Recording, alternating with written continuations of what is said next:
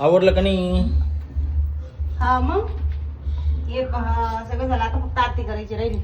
तर मंडळी कशी झाली आमची घटस्थापना द्या माझ्याकडे. आता हे पहा इथं मी घटस्थापना केलेली आहे, माळ वगैरे घालून झाली माझी मस्त.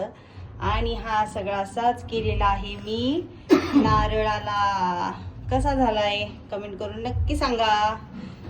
हे बघा आम्ही थोडं लांबून दाखवते बरं का मंडळी. मस्त झालंय ना डेकोरेशन. हो तुम्हाला आवडलं का? हे पहा मी दरवर्षी वेगळा वेगळा मुखवटा आणत असते. तर ह्या वर्षी मम्मी गेलेली होती तर ती म्हणे तुला मस्त पैकी महालक्ष्मी मातेचा मुखवटा घेऊन येते. तर मी सगळा साज त्याला देवी माताला ज्वेलरी वगैरे घातली.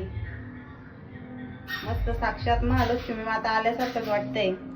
आणि हे जे देवी माताचे पाऊल आहेत हे पण मला माझ्या मम्मीनेच दिले होते बरं का मंडळी. एकदम मस्त लुक आलाय त्याच्यामुळं. तर कशी झाली आहे माझी सजावट मला कमेंट करून नक्की सांगा. आता इथली घटस्थापना तर माझी झाली बरं का मंडळी.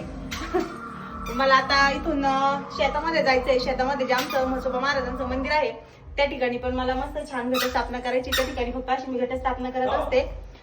अहो अनुष्का दीदी पण आली. कशी झाली घटस्थापना बघायला. रांगोळी विंगोळी काढली, मस्त आरती राहिली आहे. फक्त आता याच्यापासून जपावं लागल कारण हा काय करतो डायरेक्ट रांगोळी पुसून घेतो. तर चला मंडळी आम्हाला जायचंय आता शेतामध्ये. ना तुला नाही नेणार मी कारण चिखल आहे. बाय कर मंडळींना. Hi bye. अगं इथं मोबाईल मध्ये दीदीला नाही तर दीदीलाच करतोय.